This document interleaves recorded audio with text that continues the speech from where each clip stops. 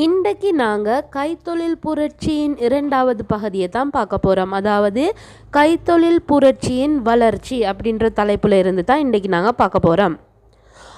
உங்களை மாதிரியே உங்களோட நண்பர்களும் ஹிஸ்ட்ரியை படித்து பட்டம் வாங்கணுன்ற நல்ல மனசு உங்களுக்கு இருந்தால் இந்த வீடியோவை ஷேர் பண்ணுங்கள். ஹிஸ்ட்ரியான்னு சொல்லி ஹிஸ்ட்ரியை கண்டு தெரிச்சு ஓடுற உங்களோட ஃப்ரெண்ட்ஸுக்கும் இந்த வீடியோவை மறக்காமல் ஷேர் பண்ணுங்கள். ரைட், இப்போ நாங்கள் பாடத்தொழுவு போவோம். அதுக்கு முதல்ல இந்த பாடம் சம்பந்தமாக கேட்கப்படுற 3 வினாக்களுக்கு விட தெரிஞ்சவங்க கமெண்ட் செக்ஷனில் மறக்காமல் கமெண்ட் பண்ணுங்க. முதலாவது கேள்வி, தையல் இயந்திரத்தை கண்டுபிடித்தவர் யார்? 2வது கேள்வி, இரும்பில் இருக்கும் கழிவுகளை நீக்கி உருக்கு உற்பத்தி செய்யும் முறையை கண்டுபிடித்தவர் யார்? 3வது கேள்வி, நிலக்கரி சுரங்கங்களில் பயன்படுத்தக்கூடிய பாதுகாப்பு விளக்கை கண்டுபிடித்தவர் யார்? கடைசி வீடியோவில் நாங்கள் பார்த்தோம் கைத்தொழில் புரட்சின்னு சொன்னால் என்ன, கைத்தொழில் புரட்சி பிரித்தானியாவில் ஆரம்பிக்கிறதுக்கான பிரதான காரணங்கள் என்னன்னு சொல்லி விரிவாகவும் தெளிவாகவும் பார்த்தோம். ரைட், இப்போ நாங்கள் இந்த பாடத்தில் என்ன பார்க்க போகிறோம்னு சொன்னால் கைத்தொழில் புரட்சியின் வளர்ச்சி, அதாவது கைத்தொழில் புரட்சி எந்தெந்த துறைகளில் ஏற்பட்டுச்சு அப்படின்றத பற்றி தான் நாங்கள் பார்க்க போகிறோம். சரியா? பிரித்தானியாவை எடுத்துக்கொண்டா பிரித்தானியாவில் கைத்தொழில் புரட்சி பிரதானமாக 3 துறைகளில் ஏற்பட்டுச்சு. சரியா? அதாவது 3 கைத்தொழில் துறைகளில் ஏற்பட்டுச்சு. அது என்ன துறைகள்னு சொன்னால் நெசவு கைத்தொழில், நிலக்கரி கைத்தொழில், இரும்பு கைத்தொழில். இந்த 3 கைத்தொழிலையும் தான் பிரதானமாக ஆரம்பிச்சிச்சு. இந்த துறைகளில் ஏற்பட்ட வளர்ச்சியை தொடர்ந்து, சரியா, இந்த ஒவ்வொரு துறையிலையும், அதாவது இந்த நெசவு கைத்தொழில், நிலக்கரி கைத்தொழில், இரும்பு கைத்தொழில்னு சொல்லி இந்த 3 கைத்தொழிலையும் ஏற்பட்ட புரட்சியோட விளைவாக படிப்படியாக வேற வேற துறைகள்லையும் கைத்தொழில் புரட்சி ஏற்பட தொடங்கிச்சு. அப்படி படிப்படியாக வேற வேற எந்தெந்த துறைகளில் கைத்தொழில் புரட்சி ஏற்பட்டுச்சுன்னு சொன்னால் போக்குவரத்து துறை, தொடர்பாடல் துறை, விவசாயத்துறை ஆகிய துறைகள்லையும் கைத்தொழில் புரட்சி ஏற்பட தொடங்கிச்சு. அதை பற்றி நாங்கள் பிறகு பார்ப்போம். இப்போ பிரதானமாக இந்த 3 கைத்தொழில் துறையை பற்றி பார்ப்போம். அதில் முதலாவது நெசவு கைத்தொழில்.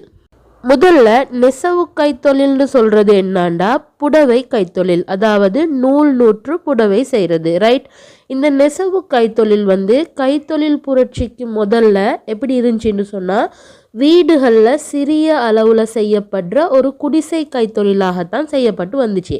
ஆனால் இப்படி சிறிய அளவுலேயே இந்த நெசவு கைத்தொழிலை ஏன் வைக்க இல்லாமல் போச்சுன்னு சொன்னால், அதாவது இந்த நெசவு கைத்தொழிலை முன்னேற்றியே ஆகணும் அப்படின்ற தேவை ஏன் ஏற்பட்டுச்சுன்னு சொன்னால் பிரித்தானியோட குடியேற்ற நாடுகளில், அதாவது நாங்கள் ஏற்கனவே பார்த்தோமே பிரித்தானியாவுக்கு கீழே பல குடியேற்ற நாடுகள் இருந்துச்சுன்னு சொல்லி, அப்படி அந்த குடியேற்ற நாடுகளில் பிரித்தானிய துணிகளுக்கான கேள்வி அதிகம் ஏற்பட்டுச்சு. அதாவது பிரித்தானிய துணிகளை குடியேற்ற நாடுகளில் அதிகம் வாங்க தொடங்கினாங்க. இதன் காரணமாகத்தான் இந்த புடவை உற்பத்தியை அதிகரிக்க வேண்டிய கட்டாய தேவை பிரித்தானிய நெசவாளர்களுக்கு ஏற்பட்டுச்சு. நெசவாளர்கள்னு சொல்கிறவங்க யாருன்னு சொன்னால் புடவைகளை உற்பத்தி செய்கிறவங்க தான் நெசவாளர்கள். இப்போ குடியேற்ற நாடுகளில் இருந்து அதிகமான துணிகளை கேட்கக்கொள்ள இங்கே கட்டாயம் உற்பத்தி அதிகரிச்சே ஆக வேண்டிய தேவை ஏற்பட்டுச்சு. சரியா? எனவே தான் இந்த சவால்களை எதிர்கொள்ளும் விதமாக நெசவு கைத்தொழில் துறைக்குன்னு சொல்லி தேவையான இயந்திரங்களை கொஞ்சம் கொஞ்சமாக கண்டுபிடிக்க தொடங்கினாங்க. அந்த வகையில் 1733 ஜோன் கே என்பவரால் ஒரு இயந்திரம் கண்டுபிடிக்கப்படுது, அதாவது ஒரு கருவி கண்டுபிடிக்கப்படுது. அது என்னன்னு சொன்னால் பறக்கும் நூனாலி அப்படின்ற ஒரு இயந்திரம் கண்டுபிடிக்கப்படுது. சரியா? இந்த பறக்கும் நூனாலி கண்டுபிடிக்கப்பட்ட பிறகு என்ன நடக்குதுன்னு சொன்னால் நெசவு செய்யும் தொழிற்பாடு வேகமடைய தொடங்கிச்சு. சரியா? எப்படின்னு சொன்னால் இதுக்கு முதல்ல எல்லாம் புடவை நெய்யறதுக்கு ஒரு புடவையை நெய்யறதுக்கு 3 அல்லது 4 பேர் தேவைப்பட்டாங்க. ஆனால் இந்த பறக்கும் நூனாலி கண்டுபிடிக்கப்பட்டதுக்கு பிறகு ஒருத்தராலேயே ஒரு புடவையை நெய்யக்கூடியதாக இருந்துச்சு. எனவே நெசவு செய்யும் தொழிற்பாடு இந்த கருவினால வேகம் அடைஞ்சிச்சு.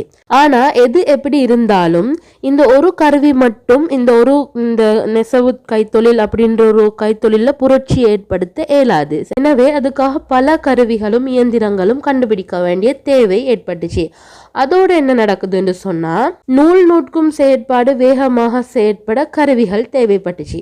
அதாவது இப்போ என்ன நடக்குதுன்னு சொன்னால், இப்போ புடவை நெய்கிறதுக்கு தான் இந்த நூனாலி அப்படின்ற பறக்கும் நூனாலி அப்படின்ற கருவி கண்டுபிடிக்கப்பட்டிருக்குது.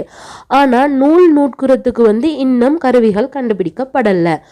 6 பேர் ஒரு நாளில் நூட்குற நூல் வந்து ஒருத்தருக்கு ஒரு நாளைக்கு போதுமா இருந்துச்சு. சரியா? அப்படின்னா ஒரு புடவைக்காக வேண்டி 6 பேர் நூல் நூற்க வேண்டிய தேவை ஏற்பட்டுச்சு. எனவே நூல் நூற்பதை வேகப்படுத்த வேண்டிய தேவையும் ஏற்பட்டுச்சு. அதுக்காக வேண்டி நூல் நூற்க தேவையான கருவிகளை கண்டுபிடிக்கிறதுக்கான வேலைகளில் பிரித்தானியர் ஈடுபட்டாங்க. சரியா? அந்த வகையில் 1764 ஜேம்ஸ் ஹாக்ரீவ் என்பவரால் நூல் நூற்கும் ஜென்னி அப்படின்ற ஒரு இயந்திரம் கண்டுபிடிக்கப்பட்டுச்சு. இந்த இயந்திரத்தின் மூலம் வந்து 8 கதிர்களை ஒரே நேரத்தில் இயக்கக்கூடியதாக இருந்துச்சு. இப்போ வந்து நூல் நூற்குறதுக்கு ஒரு மெஷினை கண்டுபிடிச்சிட்டாங்க. அதாவது ஜேம்ஸ் ஹாக்ரீவால் நூல் நூற்கும் ஜென்னி அப்படின்ற ஒரு இயந்திரம் கண்டுபிடிக்கப்பட்டுச்சு. ஆனால் வந்து அது கைகளால் தான் இயக்கப்பட்டுச்சு. இதனை தொடர்ந்து 1769 ரிச்சர்ட் ஆக்ரைட் என்பவரால் நீர் சக்கரம் அல்லது நீர் சட்டகம் கண்டுபிடிக்கப்பட்டுச்சு. சரியா? இந்த நீர் சக்கரத்தின் மூலம் நூல் நூற்கும் இயந்திரம் வந்து நீரின் சக்தியால் இயங்கிச்சு. இப்போ இதுக்கு வந்து கையால் தானே இயக்கினாங்க. இந்த நீர் சக்கரம் கண்டுபிடிச்சதுக்கு பிறகு இந்த நூல் நூற்கும் இயந்திரம் வந்து நீர் சக்கரத்தின் மூலம் இயக்கப்பட்டுச்சு. சரியா? நீரின் சக்தியால் இயக்கப்பட்டுச்சு. அதோட இந்த இயந்திரம் எப்படி வினைத்திறனானதாக இருந்துச்சுன்னு சொன்னால், ஒரே நேரத்தில் 120 நூல்களை நூற்கக்கூடிய செயற்திறன் மிக்க இயந்திரமாக இந்த இயந்திரம் இருந்துச்சு. அதோட இந்த இயந்திரத்தில் என்ன குறைகள் இருந்துச்சுன்னு சொன்னால், அளவுல பெரியதாக காணப்பட்டுச்சு. இந்த இயந்திரம் வந்து பெருசாக இருந்துச்சு. எனவே பெருசாகிறதுனால வீடுகளில் வைக்க முடியாமல் இருந்துச்சு. சரியா? வீடுகளில் வச்சு இந்த இயந்திரத்தை கொண்டு வேலை செய்யலாமல் இருந்துச்சு. பெரிய இடம் தேவைப்பட்டுச்சு இந்த இயந்திரத்தை வைக்க.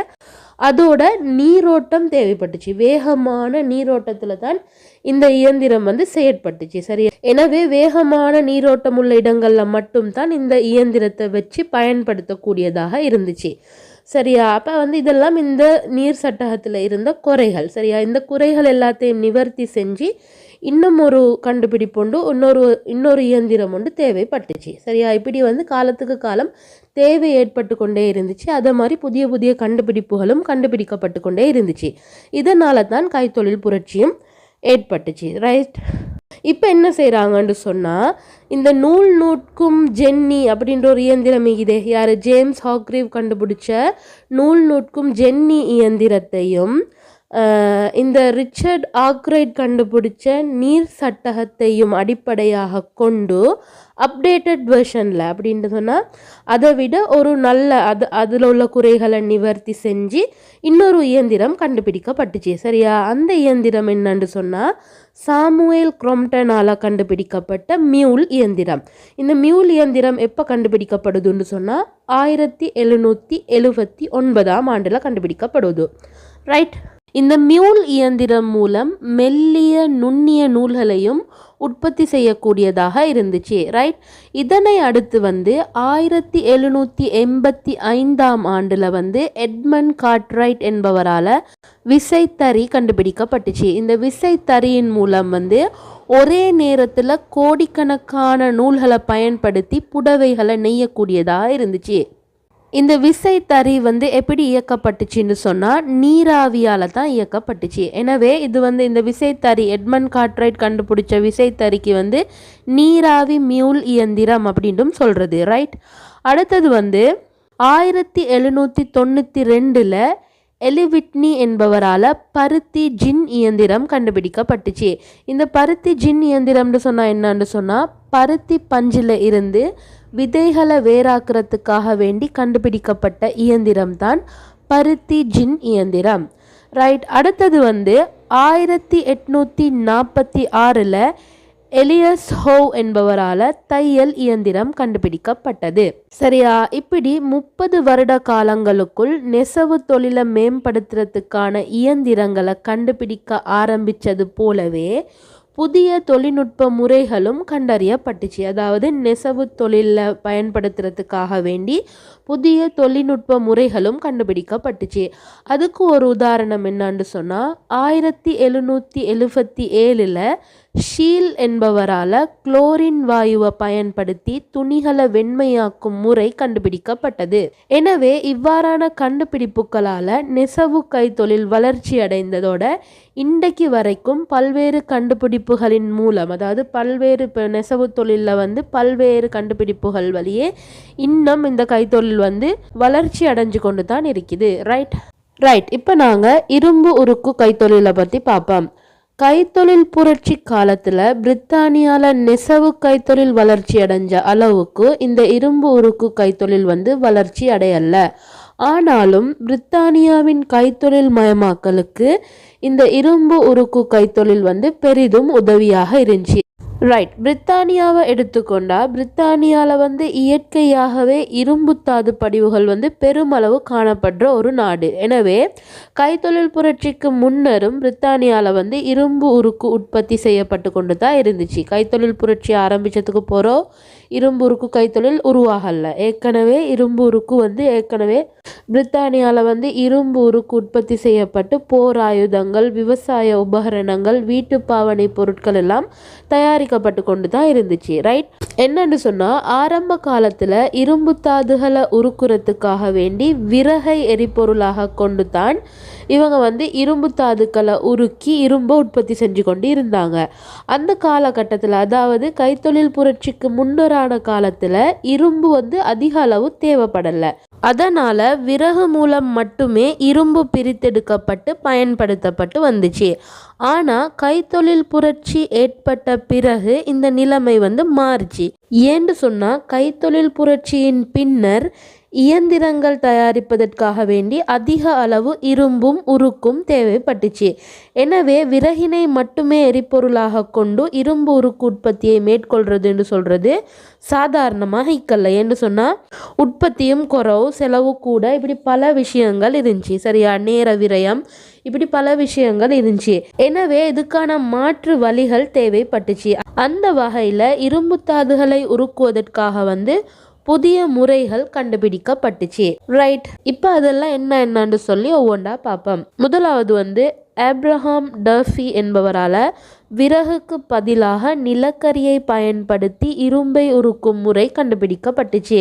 இவருடைய இந்த முறையை பயன்படுத்தி வார்ப்பு இரும்பு உற்பத்தி செய்யப்பட்டது. அடுத்தது 1784 ஹென்றி கோட் என்பவரால் ரோலர் இயந்திரம் கண்டுபிடிக்கப்பட்டு பதப்படுத்தப்பட்ட இரும்பு உற்பத்தி செய்யப்பட்டுச்சு. அடுத்தது 1856 ஹென்றி பேஸ்மர் என்பவரால் இரும்பில் இருந்த கழிவுகள் எல்லாத்தையும் அகற்றி உருக்கு உற்பத்தி செய்கிற முறை கண்டுபிடிக்கப்பட்டுச்சு. சரியா, இதனை தொடர்ந்து 1860 திறந்த இரும்பு ஊலை கண்டறியப்பட்டதன் மூலம் உயர்தரமான உருக்குகளை உற்பத்தி செய்ய முடிஞ்சிச்சு. இதனால் இரும்பு உருக்கு வேகமாக உற்பத்தி செய்யப்பட்டுச்சு. அடுத்தது 1870 வில்லியம் சீமன்ஸ் என்பவரால் இரும்பு தாதை உருக்கக்கூடிய மின் அடுப்பு கண்டுபிடிக்கப்பட்டுச்சு. இப்படி புதிய புதிய கண்டுபிடிப்புகள் மூலம் இரும்பு உருக்கு கைத்தொழிலும் நாளுக்கு நாள் முன்னேறியது. அடுத்தது நாங்கள் நிலக்கரி கைத்தொழில் பற்றி பார்ப்போம். நிலக்கரி கைத்தொழில் எடுத்துக்கொண்டா நிலக்கரின்னு சொல்கிறது ஒரு கனியம், இயற்கையாக கிடைக்கக்கூடிய ஒரு கனிய வளம். சரியா, அது பிரித்தானியாவில் இயற்கையாகவே நிலக்கரி படிவுகள் அதிக அளவு காணப்பட்டுச்சு. அந்த வகையில் பிரித்தானியோட தென் வேல்ஸ் என்ற பகுதியிலையும், யோர்க்ஷயர் என்ற பகுதியிலையும், லங்காஷயர் என்ற பகுதியிலையும் இந்த நிலக்கரி படிவுகள் இயற்கையாகவே அதிக அளவு காணப்பட்டுச்சு. கைத்தொழில் புரட்சியினால் நிலக்கரிட பாவனை அதிகரிக்குது. ஏன்னு சொன்னால் கைத்தொழில் புரட்சி காலத்தில் இரும்பை உருக்குறதுக்கும் இயந்திரங்களுக்கு பயன்படுத்துறதுக்கும் வீட்டு பாவனைக்காகவும் வேண்டி நிலக்கரி அதிக அளவில் பயன்படுத்தப்படுது. எல்லாத்துக்கும் விறகைத்தான் எரிபொருளாக பயன்படுத்தி கொண்டு வந்தாங்க. ஆனால் விறகை விட வினைத்திறனான, அதாவது செயற்திறன் மிக்க ஒரு எரிபொருள் தேவைப்பட்டுச்சு.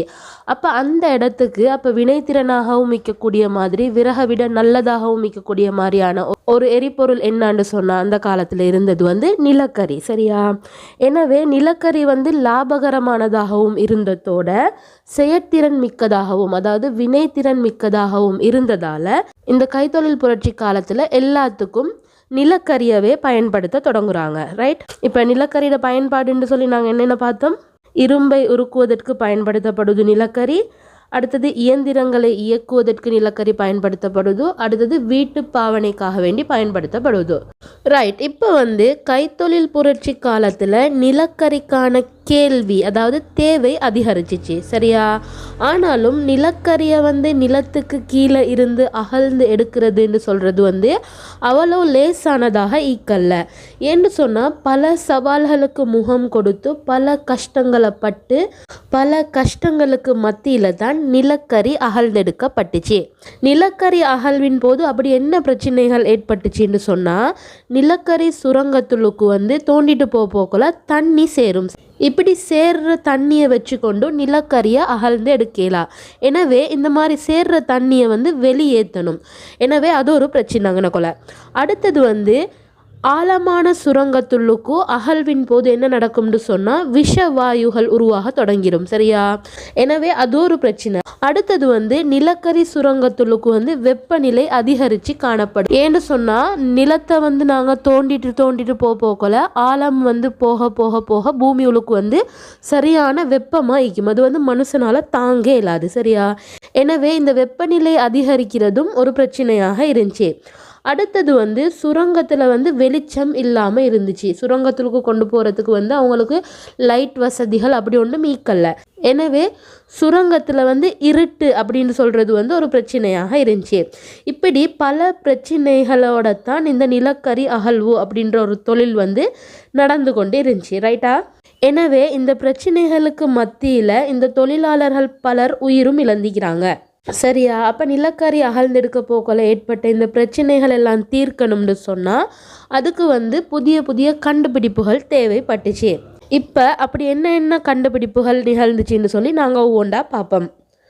1735 தோமஸ் நியூகொமன் என்பவரால் நிலக்கரி சுரங்கத்தில் சேர்ற தண்ணியை வெளியேற்றத்துக்காகவும் குழாய்கள் மூலம் சுரங்கத்தை குளிரூற்றுறதுக்காகவும் நீராவி இயந்திரம் ஒன்று கண்டுபிடிக்கப்பட்டுச்சு. சரியா? நாங்கள் முதல்ல பார்த்த பிரச்சனை என்ன பிரச்சனை?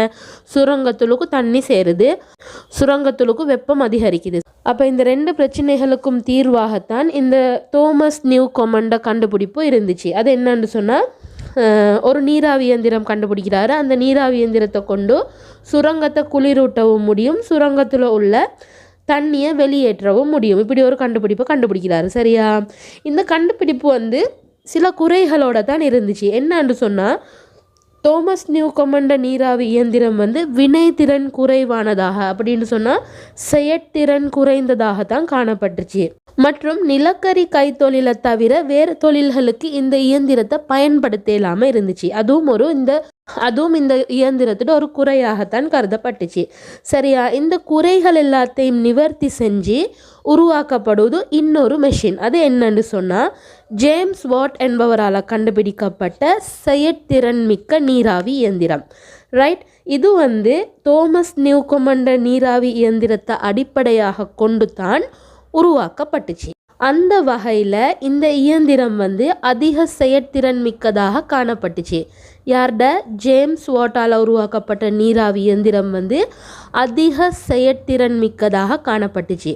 அதோட எல்லா கைத்தொழில்களுக்கும் பயன்படுத்தக்கூடியதாக இருந்துச்சு. சரியா? ஆனால் தோமஸ் நியூகொமன் அப்படி இருக்கல்ல, செயற்திறன் குறைவானதாக இருந்துச்சு, எல்லா தொழில்களுக்கும் பயன்படுத்த இயலாமல் இருந்துச்சு.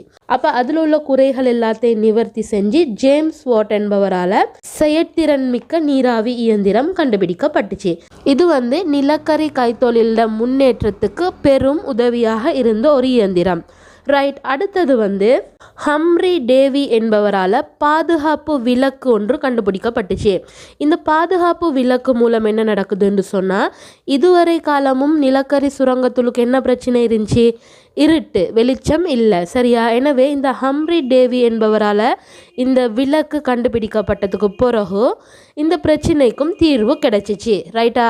அடுத்தது வந்து 1839 இரும்பு கேபிள் கம்பிகள் கண்டுபிடிக்கப்பட்டுச்சு. இப்படி இரும்பு கேபிள் கம்பிகள் கண்டுபிடிக்கப்பட்டதுக்கு பிறகு சுரங்கங்களில் இருந்து நிலக்கரிய இலகுவாக வெளியே கொண்டு வர இயலுமாக இருந்துச்சு. அதுக்கு என்ன செஞ்சாங்கன்னு சொன்னால், ஆரம்ப காலங்களில் வந்து சுரங்கத்தில் இருந்து செப்பு கம்பிகளை பயன்படுத்தி பெண்களும் சின்ன பிள்ளைகளும் தான் நிலக்கரியை வெளியே கொண்டு வந்தாங்க. எனவே இரும்பு கேபிள் கம்பிகள் கண்டுபிடிக்கப்பட்டதுக்கு பிறகு இந்த பிரச்சனைக்கும் தீர்வு கிடைச்சது. சரியா? இந்த நிலை மாதிரி இரும்பு கேபிள் கம்பிகளை கொண்டு மட்டுமே லேசான முறையில் இந்த நிலக்கரியை வந்து வெளியே கொண்டு வந்தாங்க. அடுத்தது வந்து நிலக்கரி கைத்தொழிலின் பக்க விளைவுகளாக பல்வேறு கைத்தொழில்கள் தோற்றம் பெற தொடங்கிச்சு. ரைட்? அதாவது நிலக்கரி கைத்தொழில் வளர்ச்சி அடைஞ்சதோடு சேர்த்து வேறு பல உப கைத்தொழில்களும் வளர்ச்சி அடைய தொடங்கிச்சு. இப்போ உதாரணமாக பெருந்தெருக்கள் அமைக்கிறதுக்கு இந்த நிலக்கரி கைத்தொழில் தான் உதவியாக இருந்துச்சு. ஏன்னு சொன்னால் நிலக்கரியை எரிக்க கொள்ளத்தான் தார் என்ற ஒரு விஷயம் பெறப்பட்டுச்சு. சரியா? இந்த தாரை கொண்டு பெரிய பெரிய பாதைகள் அமைக்கப்பட்டுச்சு. அடுத்தது வந்து புடவைகளை நிறமூட்டுவதற்கு தேவையான சாய வகைகள் நிலக்கரி மூலம் பெறப்பட்டுச்சு. அடுத்தது வந்து மருந்து வகைகள், அழகு சாதன பொருட்கள், எண்ணெய், நறுமணப் பொருட்கள், கிருமி நாசினிகள், கலை நாசினிகள், செயற்கை பசலை போன்றவையும் உற்பத்தி செய்யப்பட்டுச்சு. எனவே இந்த உற்பத்திகளுக்கெல்லாம் நிலக்கரி வந்து ஒரு காரணமாக இருக்குது. ரைட்டா?